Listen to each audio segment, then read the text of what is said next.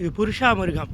இந்த புருஷாமிருகம் எங்கே இருக்குதுன்னு கேட்டிங்கன்னா, மதுரை பக்கத்தில் திருவாதவூர்னு ஒரு கோயில், திருமதிநாதர் கோயில்னு சொல்லிட்டு அந்த கோயிலுக்கு பக்கத்தில் ஒரு ஏரி இருக்கும். அந்த ஏரியில் பார்த்தீங்கன்னா அந்த புருஷாமிருகத்தை பார்க்கலாம். இந்த ஊரோட காவல் தெய்வம் இது.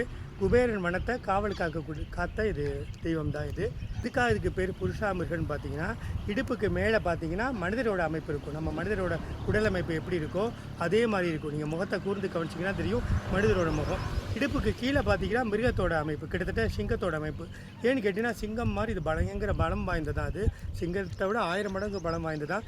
வேகமாக ஓடுமா, எப்பேற்பட்ட தீய சக்தியை பார்த்தாலும் உடனே வந்து இது விழுங்கி சாப்பிட்ரும். சிறந்த சிவபக்தன்னு சொல்கிறாங்க. எங்கே சிவலிங்கத்தை பார்த்தாலும் உடனே சிவ வழிபாடு பண்ணணும்னு சொல்லிட்டு பண்ணுமா இது.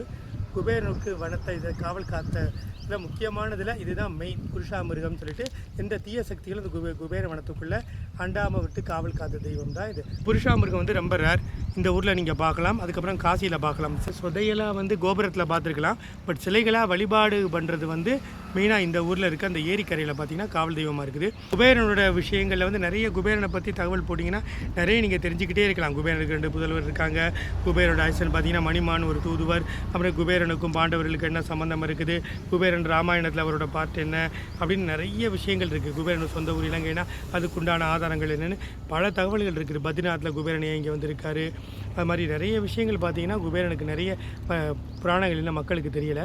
ஸோ நம்மளால் முடிஞ்ச விஷயங்களை கொஞ்சம் கொஞ்சமாக மக்களுக்கு குபேரன் சம்மந்தப்பட்டதை ரத்னமங்கலம் லக்ஷ்மிபுர ஆலயத்தின் சார்பாக நம்ம வந்து சேர்க்கணும். ஏன்னா குபேர லக்ஷ்மிபுர மூலவரை வச்சு முதல்ல உலகத்தில் கட்டப்பட்ட முதல் கோயில் ரத்னமங்கலம் லக்ஷ்மிபுர ஆலயம் தான். அதனால் இன்றைக்கி கூகுளில் குபேரன் போட்டிங்கன்னா முதல்ல அந்த ஆலயம் தான் வரும்.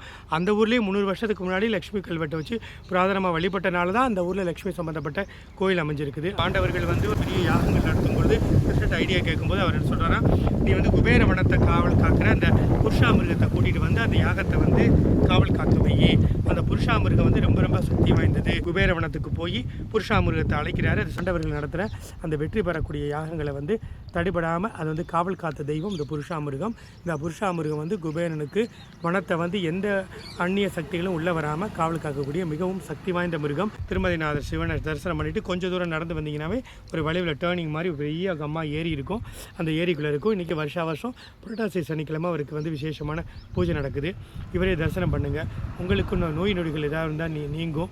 குபேரனோட அருளும் பரிபூர்ணமாக கிடைக்கும்னா குபேரன் சம்மந்தப்பட்ட எந்தெந்த விஷயங்கள் நம்ம தொடர்ந்து வழங்கிக்கிட்டே வர்றோமோ கண்டிப்பாக நமக்கு குபேர சம்பத்தும் கிடைக்கும் அப்படிங்கிற மாதிரி ஐதீகம். ஏன்னா அது குபேரன் சம்பந்தப்பட்ட குபேர வனத்தை காவல் காத்த மிருகம் தானே. பாண்டவர்களோட யாகத்துக்கே துணை பிடிச்சிருக்குது. அதனால் இதை வழிபடும்பொழுது நமக்கு கண்டிப்பாக குபேரன் அருளும் பரிபூர்ணமாக கிடைக்கும். உங்களுக்கு அனைவரும் இல்லங்களிலும் லக்ஷ்மி குபேர சம்பத்து கொட்டட்டும் கொட்டட்டும். அரைக்காசமணி நருளும் என்றட்டும் கிட்டட்டும் கிட்டட்டும்.